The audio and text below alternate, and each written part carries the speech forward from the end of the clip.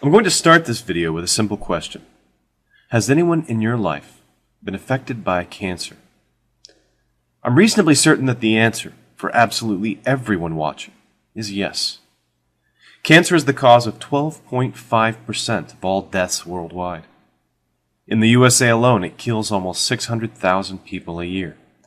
It takes children, young people starting careers and family, and it takes the mature and elderly. It can affect our mothers, our fathers, our grandparents, siblings, cousins, friends, our children, our teachers, mentors, and even our heroes. If your loved one was presented with a diagnosis of cancer, particularly an aggressive or advanced cancer, no doubt you immediately wanted to know what could be done. Into this emotional maelstrom comes a mixture of saints and frauds.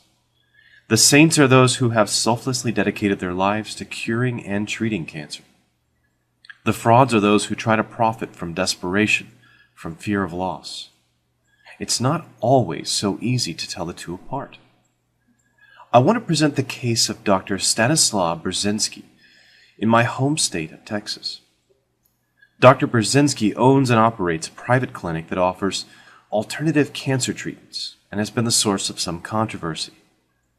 While there's a great deal I would like to talk about, from the point of view of my background as a cancer researcher, I want to present 3 red flags about the Brzezinski clinic that you can confirm for yourself.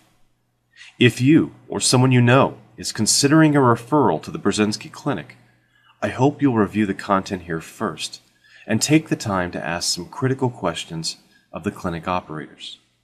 The decision is yours and yours alone.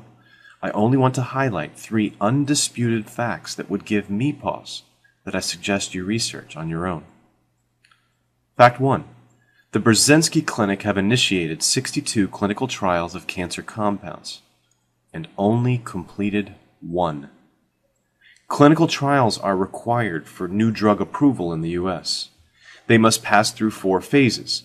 First, testing for safe dose, then effectiveness against a particular cancer, followed by a comparison of effectiveness versus existing therapies, and lastly into long-term monitoring of harmful effects. Every clinical trial has to register before starting, a practice intended to prevent drug companies from sweeping unsuccessful results under the rug.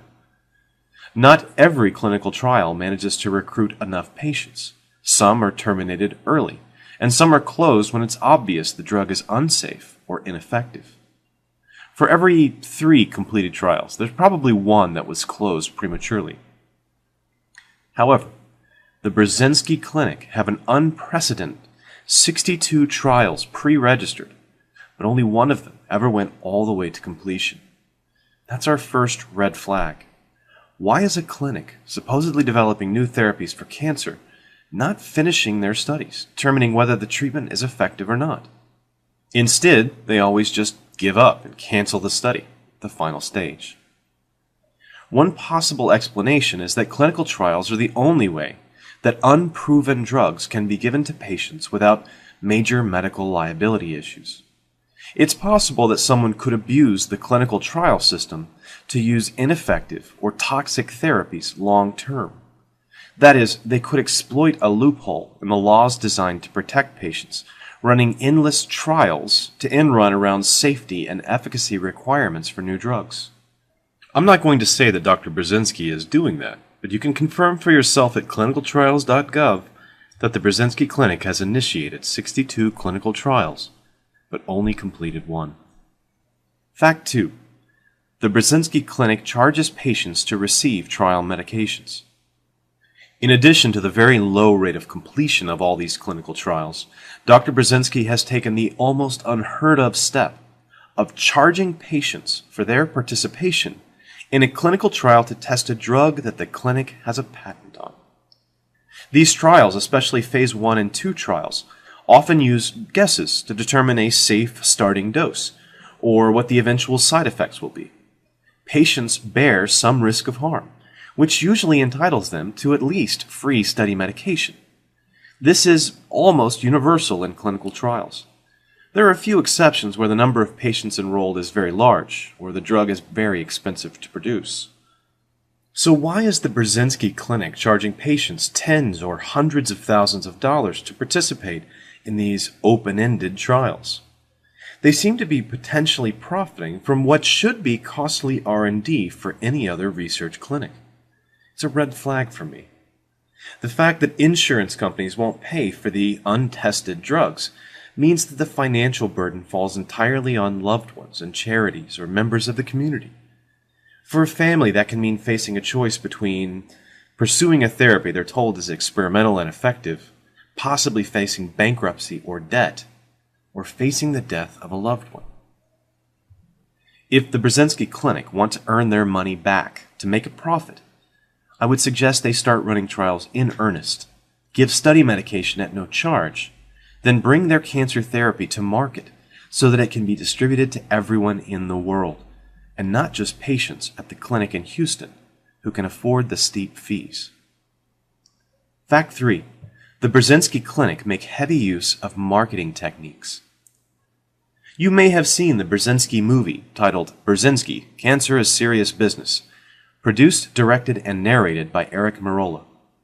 Eric is a commercial art director making promotional video content for the likes of Campbell Soup, Volkswagen, and Old Navy. The film, if you choose to watch it, is a rather unabashed 100-minute commercial for Dr. Brzezinski and his treatment.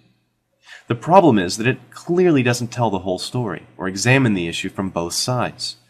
It appeals a great deal to pathos and testimonials and conspiracy. You'll also notice the use of meaningless marketing buzzwords. This is most notable in the use of the term gene-targeted. In science, this refers to the specific practice of introducing an agent which interacts in the cell with a single sequence of RNA or DNA, the gene or gene product most responsible for the progression of the cancer. Brzezinski, on the other hand, has used the term as a way of describing his special therapy, since it causes the cell to make more or less of a gene product.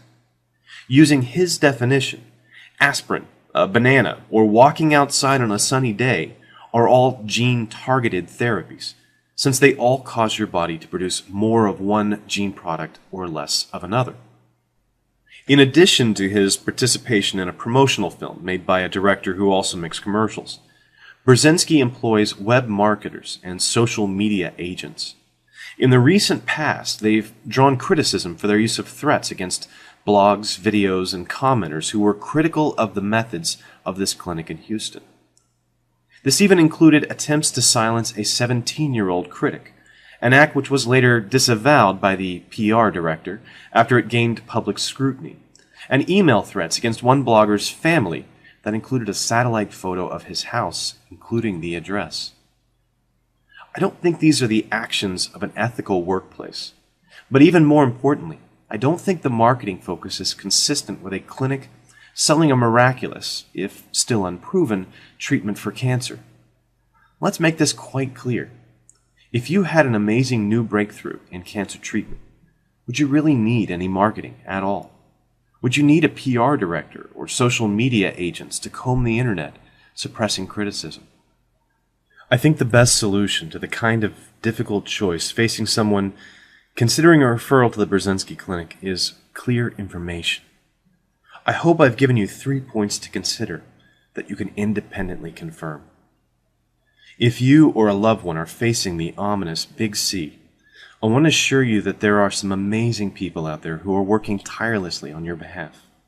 We make progress every year in diagnosing earlier, treating more effectively. Hope does not go in vain, but don't allow that hope to blind you to people who would try to profit from your desperation. Thanks for watching. Every cell of each plant and animal contains genetic information coded onto the DNA molecules. The model